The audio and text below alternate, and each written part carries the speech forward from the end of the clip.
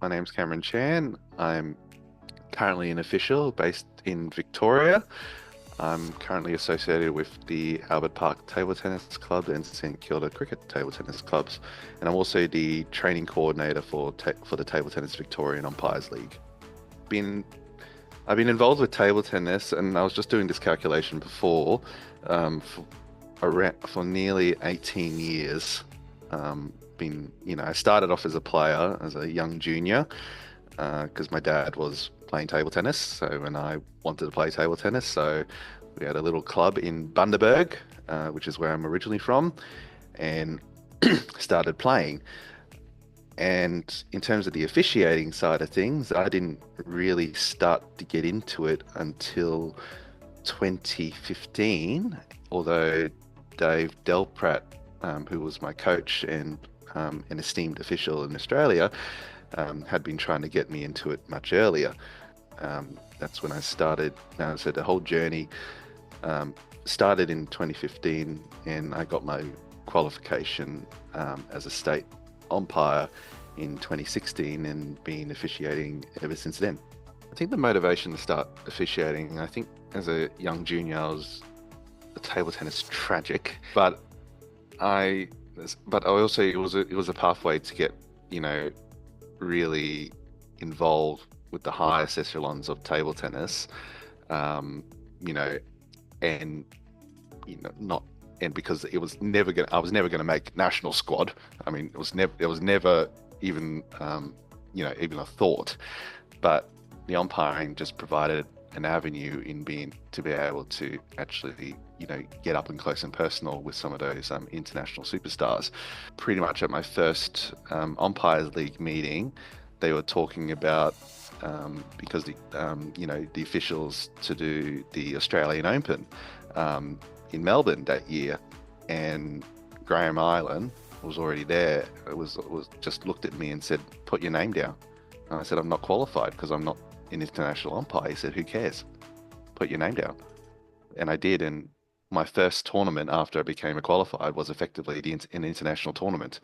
So very quickly, those opportunities came forward to do, those big events.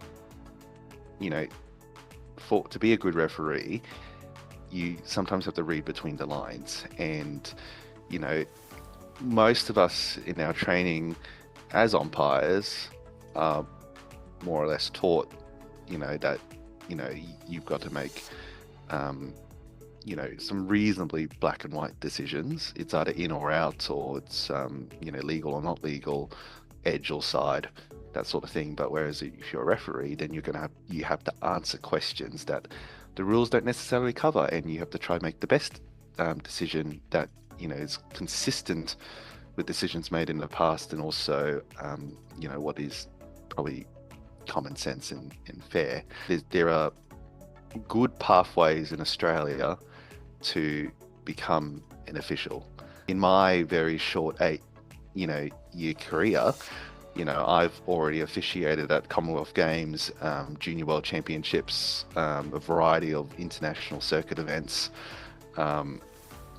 as an umpire, and was also recently referee at an Oceania Hopes tournament, and junior championships, and also a variety of TDA tours.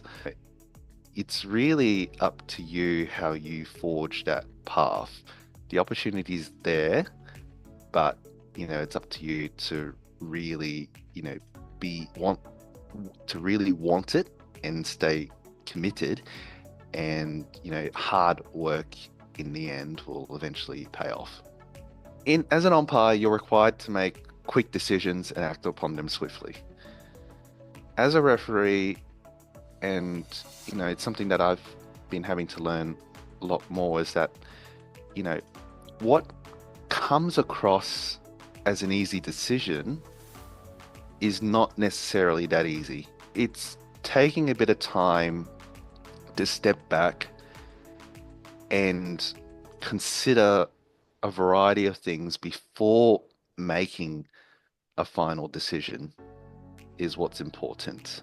also, if you are looking to be a referee, then you also, you need to change your decision-making structures and framework to consider more rather than the actual match, but the actual tournament as a whole.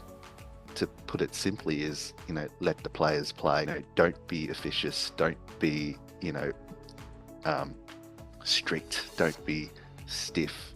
Be reasonable. Be open, and be fair. The biggest goal that is yet to be ticked off for me is to get the international referee accreditation. Um, that's been something that's been on my plate for a very long time. As training coordinator of Table Tennis Victoria, I'm also passionate about, wanting to develop, our officials and get them to where they want to be. So if someone has aspirations to officiate at the Olympic Games in 2032, provided that they are willing to work with me to get them there, then I will do everything in my power to do so. Because this year I'm particularly proud of the fact that you know I've gotten 5 people over the line as national umpires, and 2 people over the line who are well and truly on their way to become blue badge umpires. But credit to them, it's their hard work in being able to do that. So, and that's very rewarding to me, because I was fortunate to have good mentors, get me to where I want to be, and still do. But I'm very mindful that I want to get others to where they want to be as well. Look, I think it goes without saying that the journey wouldn't had started without Dave Delprat, who really got me in officiating to begin with. In Victoria, the likes of Fanny Ho, Neil Montfort, Alan Hopkins, Graham Ireland, have all been, integral to my development. Graham Ireland has been, in particular, a very astute mentor of mine who, if he is watching this video, would probably lament the number of phone calls and emails that I send him, on a almost monthly basis. And whenever I see him at tournaments and he knows I'm the referee, he's probably hanging his head, and it's like, oh no, this person's got tons of questions to ask me again. But I've been very appreciative of his support. So those are probably the people that I would, really like to give a shout out to.